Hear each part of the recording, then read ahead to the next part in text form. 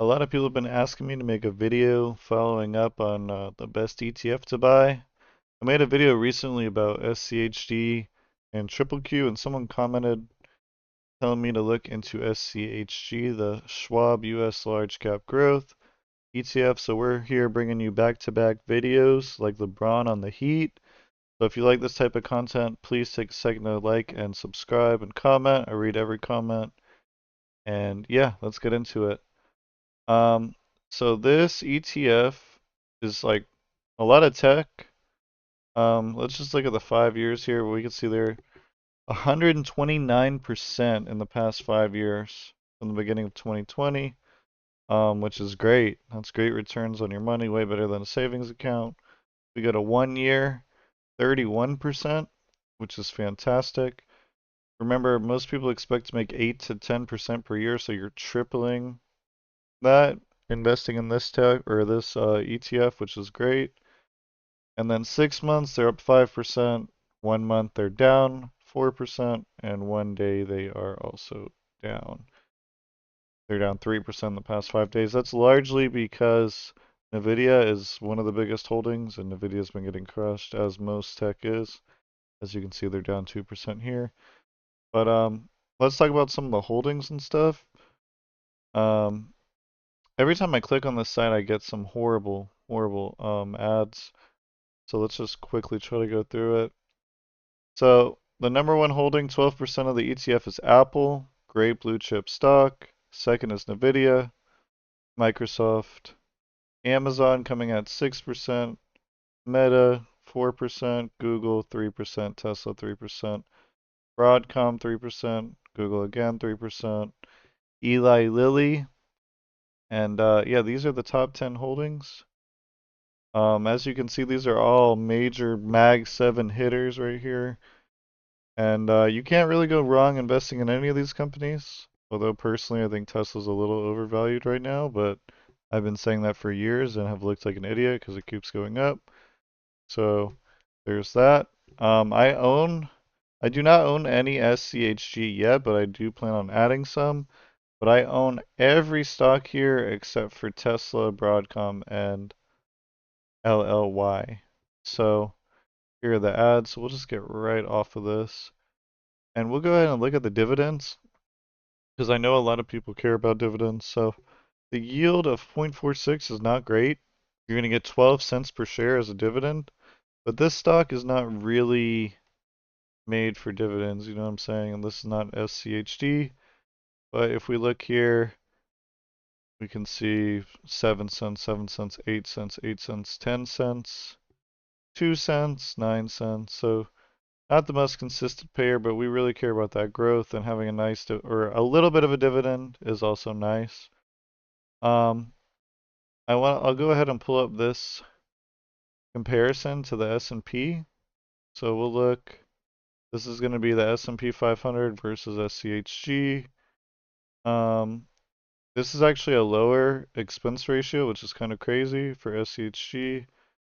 Here are some of the holdings again. So you got Netflix, Costco, MasterCard, United Healthcare, Visa, and all the ones we mentioned before.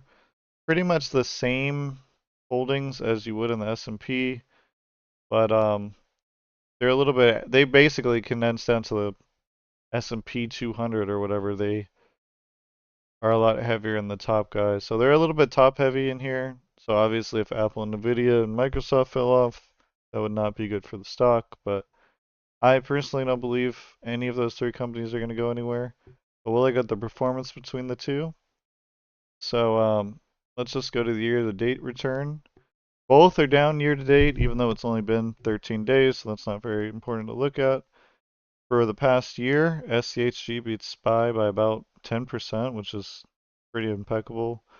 3 years, it beats it by 4%. And yeah, definitely losing the dividend department, but that's fine. And let's go ahead and let's compare this to SCHG. Let's do Triple Q next. See what's going on with that. Triple Q has a higher expense ratio, Just making this video is making me want to sell my triple Q and get SCHG, honestly.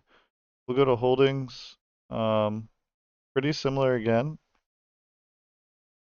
Pretty similar. Not sure why T-Mobile is in triple Q, to be honest, but we'll go to performance. And as you can see, SCHG is also beating triple Q, which is pretty nice for their 1 year. Almost 9% and 3% on the 3-year return, which is great. Again, less of a dividend, but that's not why you're buying the stock. And then for all the dividend investors in here, we'll do SCHG just for fun. Whoa. SCHG here. And we'll see the expense ratio is a little bit less for SCHG. The holdings are much different because obviously SCHG, they want dividend growth stocks. These are a lot of solid, safe companies that are good in every portfolio. A lot of recession-proof companies in there, but completely different. You don't see Apple and stuff in there. And then we'll go to the performance.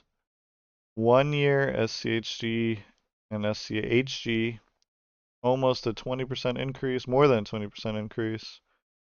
10% more in 3 years.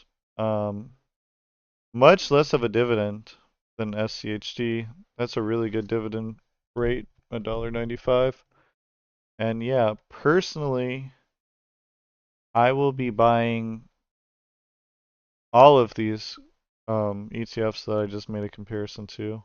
I think it's nice to be diversified. I think if you could have only 2 stocks and you wanted to go SCHG and SCHD, that'd be great. You'd get exposed to so many great companies. But yeah, let me know what you think down below.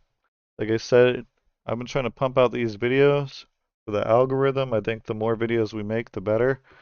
So yeah, we're just gonna keep pumping it out. And if you could leave a like or a comment, I read every comment. I love the feedback. Let me know how much of an idiot I am, if this ETF sucks.